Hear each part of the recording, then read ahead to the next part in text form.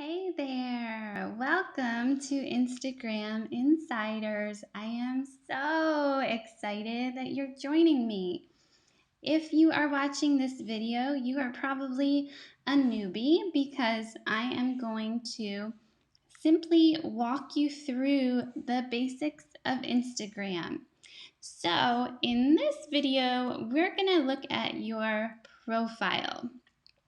So I'm going to click on my Instagram app here and we're going to get going. Cross your fingers with me. My internet has been very finicky today, so I hope that it survives this video and I hope that we can tour this thing together. So hopefully you're watching this on your computer and you have your phone in your hand so that you can play along with me. And this is my very first video using this technology, and I am not going to edit. We are totally off the cuff here, so please hang in there with me. I will do my very best for you. Okay, so your profile. You find your profile by going to the bottom right corner and tapping on the little man, the little Insta man. So that's what I'm going to do right here. And your profile will pop up. What you will see at the top in the left-hand corner is whatever image you would like to show, whether that's going to be a headshot or your logo button. That's what will appear, and that's what other people will be able to see when they visit your page. Then in the right-hand corner, the numbers that you see, let's talk about those. First, I have 99 posts. What does that mean? That means I have posted 99 images. The only way you can make a post is by putting up your own image into your feed. You wouldn't necessarily have to have a caption, but a post is at least at bare minimum one image. So I have 99 of those. The next number is followers. 704. That would be the people who are following me. Oops, don't go away, screen. Those are the people that are following me who will see the things that I post. It will come into their feed every day. Then following 642, those are the people that I am following, and I get to see the things that they post every day. Now, as you're getting started, you're going to be setting up your profile, and over time, you're probably going to be tweaking it. So what you want to do anytime you want to change anything in your profile is tap the Edit Profile button, and it will always say Edit Profile unless Instagram changes it, so that at any moment, you can change anything about what other people are going to see on your profile. So the first thing that you see at the top, Kelly Elena Wise. If I wanted to change that to just say Kelly Elena or just say Kelly Wise, I can actually change that anytime that I want to. The next one underneath my name is my handle. That's what you'll see right after that @ symbol. Every time you appear for someone else, you'll have that @ symbol and then your handle next to it. Now, currently I am kelly.elena, and I'm hoping that that will remain. This is my second account that I created. My first account was simply Kelly Elena, and there was no dot, but my first account got shut down. So I am here to tell you it's okay to make mistakes and do things wrong. We're all learning together. So that's another A for another day. But this is my second account, and I'm here to tell you every handle is unique.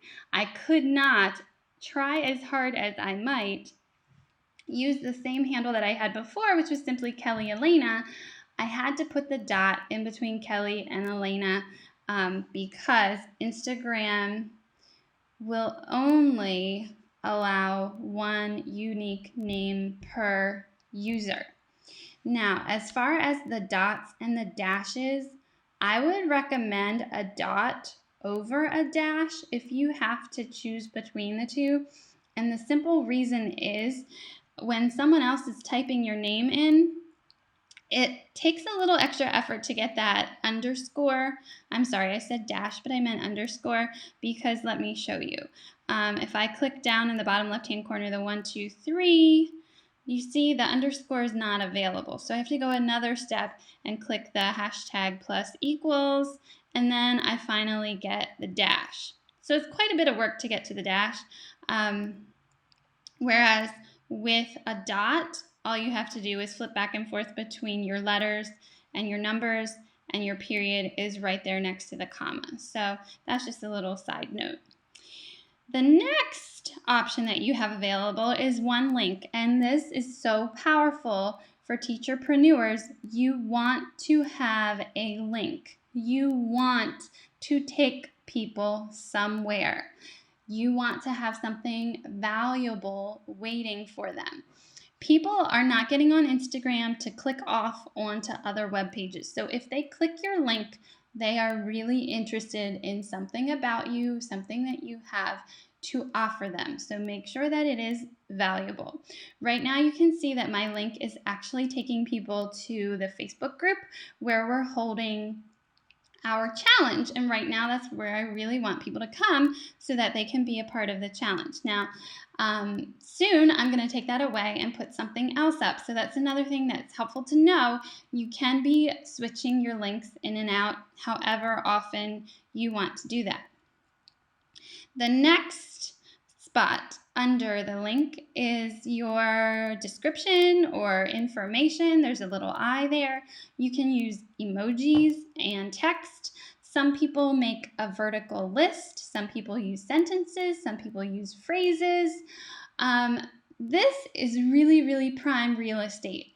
You want to tell people what your brand is all about. You want to give them a reason to follow you. So this is not really a place to just be cutesy or talk about your pets or what flavor coffee you like. If you have extra room, by all means, I say put in some personality and put some cute things in there or some fun anecdotes, but you really want to give people a reason to follow you. They're not going to follow you because they're interested in what coffee you're drinking. They're not going to follow you because of how many pets you have. They're going to follow you. Sorry, my screen keeps going off. They're going to follow you because of what you have to offer them. So make sure you're very, very clear on that. And as we move down, the private information, you don't have to add a phone number. You don't have to specify your gender. I'm not sure if you even have to include your email address, but I have mine there, so I'm not sure if that one is optional or not. So those are the details of the things that you can put in your profile. So I'm going to click Done, and we'll go back to my profile page. Hopefully the internet will hang in there with us, and I'm going to show you a couple other things. Come on, internet. I'm not editing this. You need to cooperate. All right. Any second now. So the other things I'm going to show you are what your feed is going to look like. Uh-oh, I have notifications coming in. That's great. I thought I turned those off. Oh no, now I'm going to Periscope. This is what happens when you go live and you're not going to edit. Okay, I'm trying to get out of that. You know what? I'm going to have to just get out of Instagram completely, and we will try to come back in and hope that that works. All right, here it comes. So we'll go back. Okay. Slowly but surely, here we are. All right, thank you for hanging in there with me. All right, so now you can see what it looks like when it is published. Okay, under my link, you're going to see 4 icons. Let me show you what those do. On the left, it's like a waffle. that is showing you that your images are going to come up as a grid, and that is how I like to look at mine. If you click on the horizontal lines next to it, see how that's turning blue now? Now, if I want to look at them one at a time, I can go through my feed one image at a time. Another note about those images is that your most recent will always be across the top. So the very most recent is on the left, and then it works its way across to the right, and then down to the next line from left to right, and then from left to right, and it always goes left to right. So the most recent is always on the left.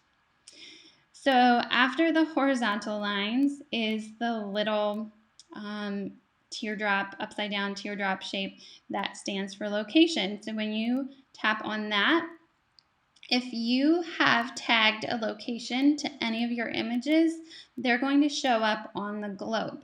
Now, I have actually only done that for one image, and it is right here, so I could click on that and see what that is, and that is actually Coronado Beach in San Diego, or near San Diego. I typically, obviously, I have 99 posts and I only have one with a location. I typically don't use the location, but that's what will happen if you do. There's a magnifying glass at the bottom. I think you can zoom in and out. So that's what that does. And then to go back to your page, you just click on your name, which is the arrow in the top left corner. And then the last icon on the right with a tiny little person inside a little tag is any photos that you have been tagged in. That means other people have tagged you in the photo.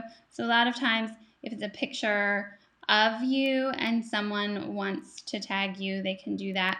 Or if it's your, a part of a giveaway or some other event and people want to tag you, they can do that. So that will all show up in one feed.